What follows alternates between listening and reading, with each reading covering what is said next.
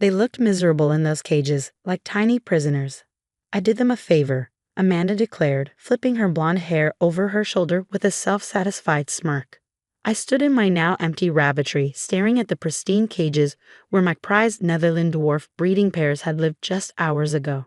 My name is Olivia Parker. I'm a 32-year-old veterinary technician, and for the past decade, I've built one of the most prestigious rabbit breeding programs in the country. While others climbed corporate ladders, I dedicated myself to preserving rare genetic lines, ensuring healthier breeds, and contributing to global conservation efforts. Amanda, I said, forcing my voice to remain steady despite the rage boiling inside me. Those rabbits were worth more than your car. She laughed, the sound grating against my nerves. They're just rabbits. They deserve to be free, running around in the forest, having little wild babies. I didn't waste my breath explaining that domestic rabbits wouldn't last a day in the wild. Instead, I pulled out my phone and started typing. Amanda's smirk faltered. "What are you doing?" "Texting the police," I replied calmly, "and the American Rabbit Breeders Association. Those rabbits weren't just pets, Amanda. They were part of an international DNA registration program." The color drained from her face. "What?" "Each rabbit had a microchip and a registered DNA profile. That sad little brown one you thought needed freedom. She's one of only 50 purebred silver martins left in the world." I turned my screen toward her, displaying the official registration records. Amanda's mouth opened and closed like a fish gasping for air. "But I was helping them." "The police will be here soon," I continued, still typing. "They take theft of registered breeding stock very seriously, especially when those animals are part of an endangered species preservation program."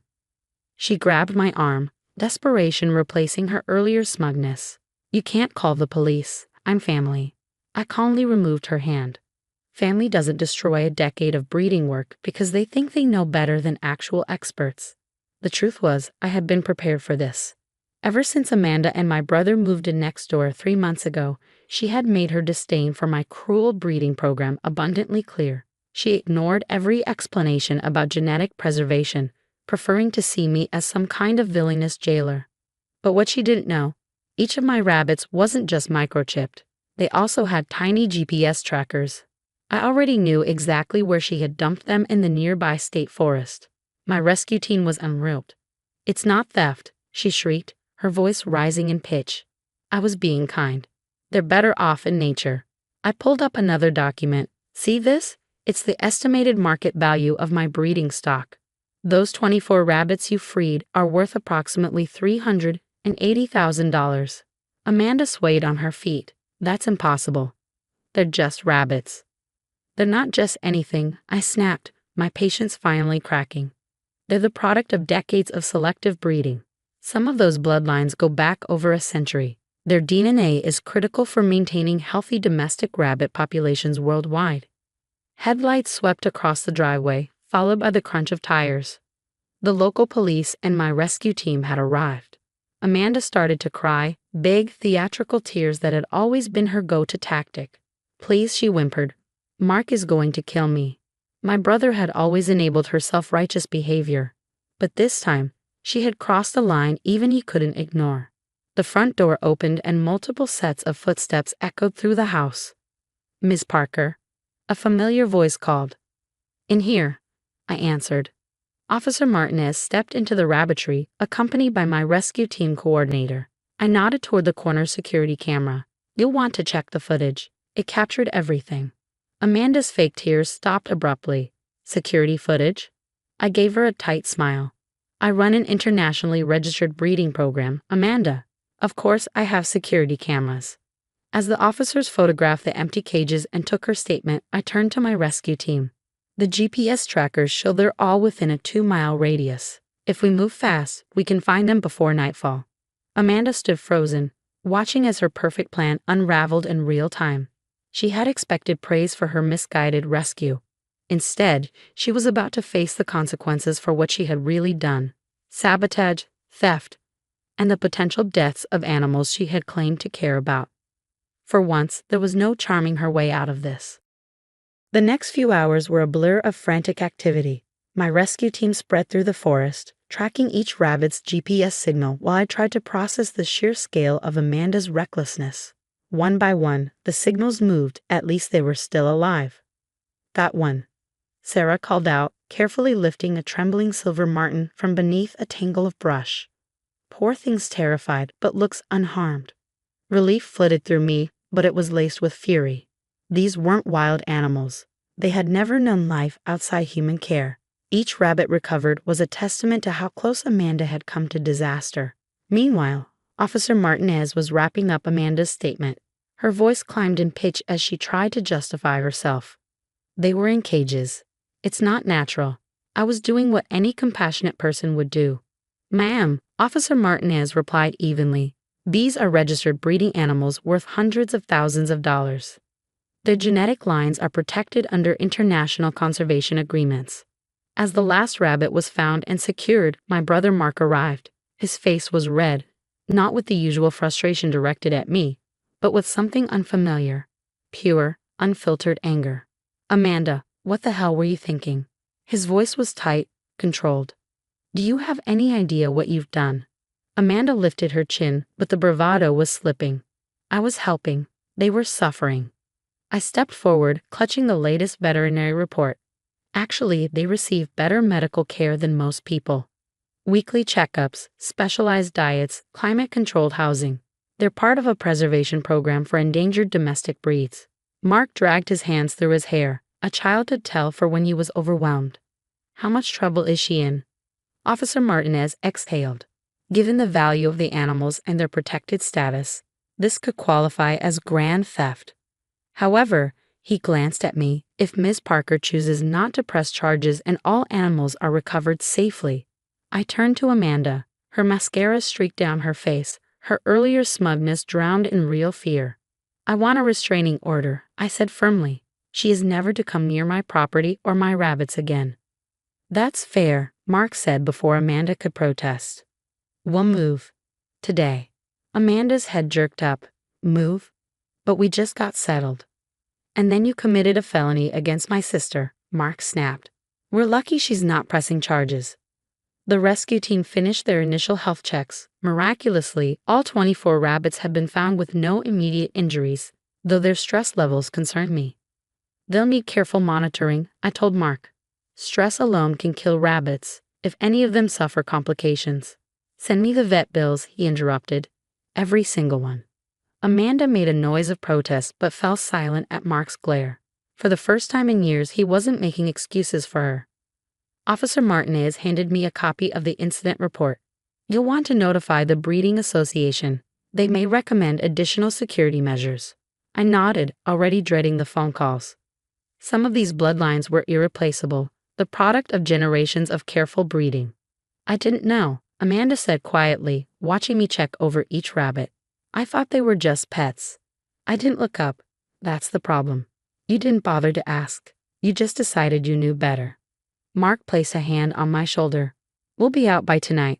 I'm so sorry. Liv. As they left, I heard Amanda start another round of protests, but Mark's voice was firm. This time, he wasn't bending to her self-righteousness. For the next several hours, I focused on my rabbits, documenting their conditions for the Breeding Association and my insurance. The GPS trackers had saved them this time, but I needed stronger security. Amanda had proven that much. My phone buzzed with a text from Mark. Movers will be here in an hour. Amanda's staying with her sister until we find a new place. I really am sorry. I didn't reply. Years of Amanda's helping had chipped away at my patience and my relationship with my brother. This wasn't the first time she had interfered in my life, but it would be the last.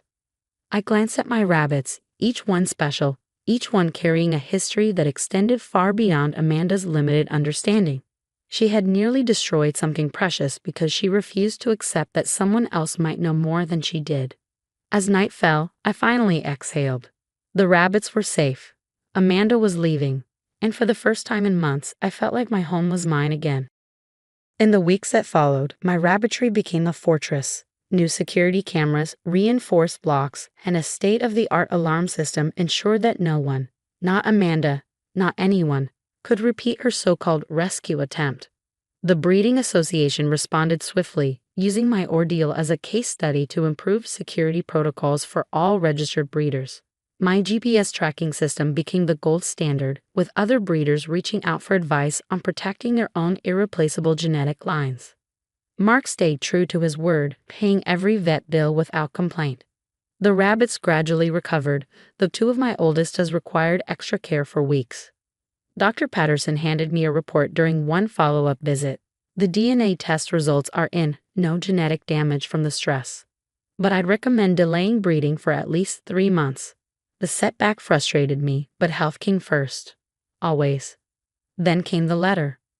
I want to appeal the restraining order, Amanda's lawyer wrote. My client was acting out of compassion, and the severe restrictions are affecting her family relationships. I forwarded it to my own lawyer with a single word. No. Mark called that evening, his voice heavy with exhaustion. She's not handling this well, Liv. She thinks everyone's overreacting. She nearly destroyed a decade of work because she refused to listen to experts, I replied, my grip tightening on the phone. The restraining order stays. He sighed but didn't argue. Maybe for the first time he was seeing Amanda for who she really was. Their marriage strained under the weight of her choices, and I could tell he wasn't sure how much longer he could hold it together. Meanwhile, the breeding community rallied around me. Stories poured in from other breeders, tales of well-meaning interference that had caused irreversible damage. My upgraded security system became a model for protecting valuable breeding stock. 6 months after the incident, an unexpected email arrived from the International Rare Breed Conservation Society. They wanted to feature my rabbitry in their annual report. Your experience highlighted a crucial issue, the director wrote. Many amateur activists don't understand the scientific importance of controlled breeding programs. As I wrapped up a photo shoot for their article, Mark arrived alone. He looked older, worn down. Amanda and I are divorcing, he said, watching as I checked a new litter of silver martins. Her sister's been encouraging her activism. She still thinks she did nothing wrong. I searched for the right words. Part of me felt guilty for being the catalyst, but another part knew this had been inevitable. The rabbits are doing well, I said instead. The breeding program's back on track. He exhaled a quiet laugh. Good. You know, I never really understood what you did here until all this happened. These little guys, they're important, aren't they? They're part of something bigger than us, I said, showing him the detailed genetic records. Each one carries traits that could help preserve their breed. It's not just about having pets, it's about protecting their future. Almost on cue, a tiny kit poked its head out of the nesting box. Perfect silver martin coloring. Exactly what the breeding program needed. The incident had changed more than just security protocols. It had shifted relationships, priorities, and perspectives. Mark finally saw the value of my work, even if his soon-to-be ex-wife never would. My rabbitry became a beacon for other breeders, proof that passion for animals needed to be balanced with knowledge and respect for expertise. The GPS trackers that saved my rabbits became standard worldwide. Amanda eventually moved across the country with her sister, still convinced she had been right. But in trying to destroy my life's work, she had only made it stronger. Sometimes the best revenge isn't confrontation, it's success. My rabbits thrived. The program grew. And my brother, he finally found his voice, standing up to the self-righteousness that had nearly cost me everything. Looking at my rabbitry now, I realize Amanda's rescue had an unexpected silver lining. It strengthened everything I had built. Some people will never understand that true compassion requires knowledge. But for those of us who do, we'll keep working, keep breeding, and keep preserving these genetic lines for generations to come.